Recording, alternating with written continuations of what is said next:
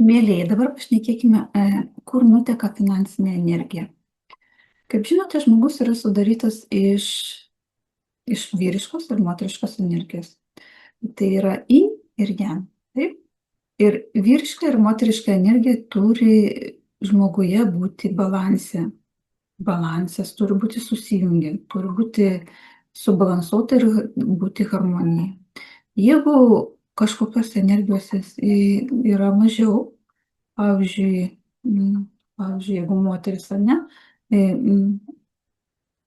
pavyzdžiui, perimi programą iš tėvų, ten visi vyrai tokie ir tokie, ir vat, mergaitė irgi perėmė tą programą iš tėvų.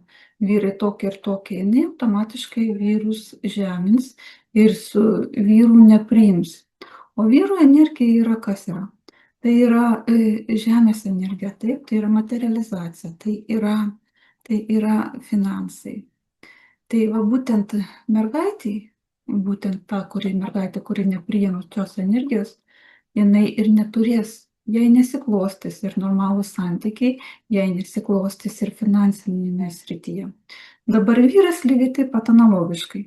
Jeigu jisai keiksnoja moterį, ne, keiksnoja, nepriema jos energijos, ne, tai jisai savyje irgi tos energijos, irgi jos turi mažiau, ne, mažiau tos energijos įteka.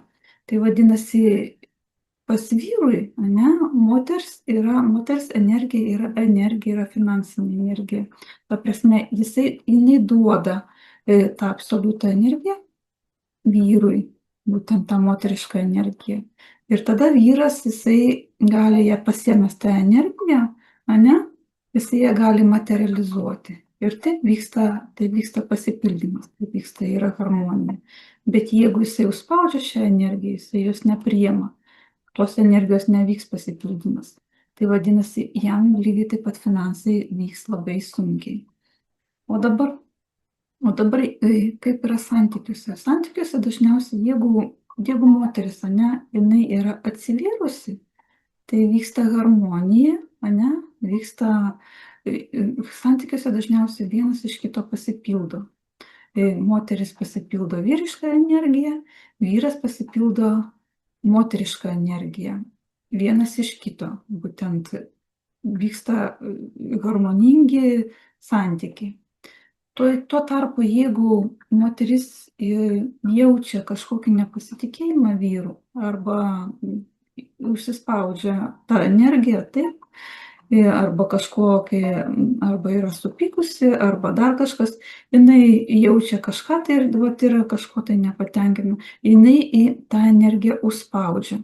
Vyras jaučia, kad jam trūksta tos energijos ir tai mes nekalbam apie intymius santykius. Tai ta energija yra parsiduodama bendravimo būdu.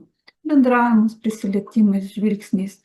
Ir kai vyras negauna tos moteriškos energijos, jisai pradeda dairytis į kitas, ne, kitos atstovės. Pradeda dairytis į kitas ir išeina, į kairę į dešinę, pradeda eiti, vadinasi, vyksta energetinis nutekėjimas. Ir taip išeina finansai, taip išeina sėkmė, taip išeina visas resursinis gyvenimas. Lygiai taip pat moteris, negaudama vyriškosios energijos, jinai lygiai taip pat dairosi į kitus. Nes jai reikia, kad gautų harmoningą vystymąsi, jinai turi gauti tą energiją. O kai yra trūkumas, jinai pradeda žiūrėti į kitus. Tai būtent taip iširsta šeimos, taip iširsta, nėra pasitikėjimo, iširsta viskas. Taigi energija turi būti balanse. Būtent vyriška ir moteriška energija, jinai turi būti balanse žmoguje. Ir būtent pas vyrą, ne, vyras yra, kadangi įvykdo materiją, taip, tai finansus jisai gali juos vykdyti, bet tam finansai reikalinga irgi energija. Taigi vyras gauna iš moters energiją, jisai materializuoja finansus.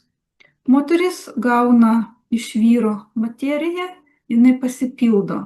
jinai gali vėl papildyti energetinį resursą vėl vyrų. Taip vyksta mainai, abipusiai mainai. Ir kai yra mainai, tai įsivysto celiškumas, va būtent harmonija kiekvienam, ne, tiek vyrui, tiek moteriai.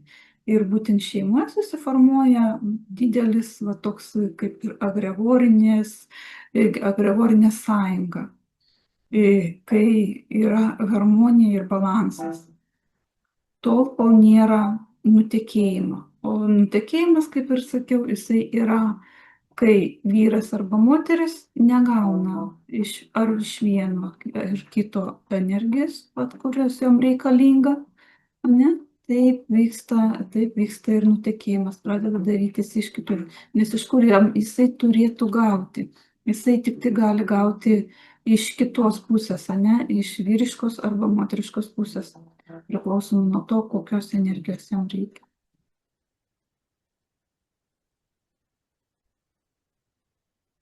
Ir tai buvo visais amžiais. Trečiame lauke ir tas galioja ir čia, būtent ketvirtame lauke. Bet ketvirtame lauke yra dar toks niuansas.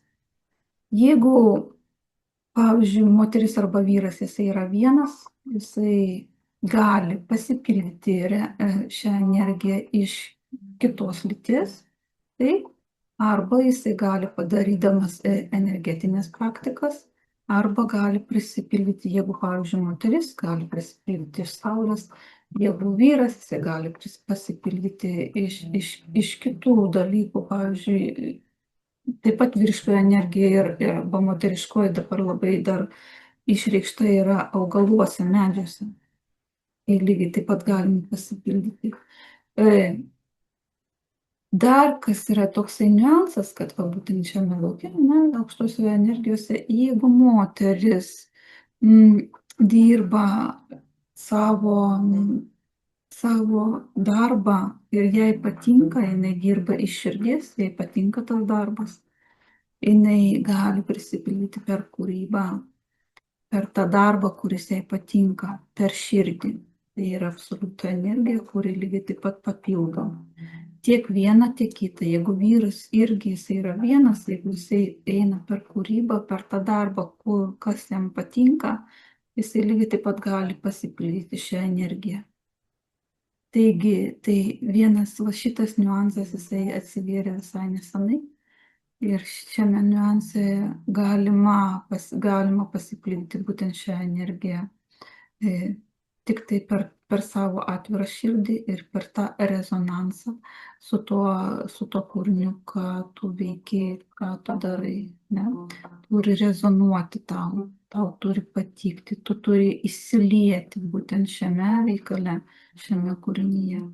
Tada finansinė energija pas tave be perstojo tekės. Kitokiu būdu, jeigu moteris jinai yra dirbanti, dirba nemylimą darbą, jie užsidaro šitą energiją, taip, jinai negauna, tai tik tai gali pasipildyti, tik tai iš vyro. Tik tai iš vyro jinai tada galės pasipildyti. Bet yra kitas niuansas, jos kūnas pradeda sirgti, nes kūnas jisai priešinasi visame kame, vien tam, kad moteris, jeigu supranta, kad tai yra nemylimas darbas, tai kūnas tiesiog įsižemina, jisai pradeda sirgti. Lygiai tas pats ir vyrų.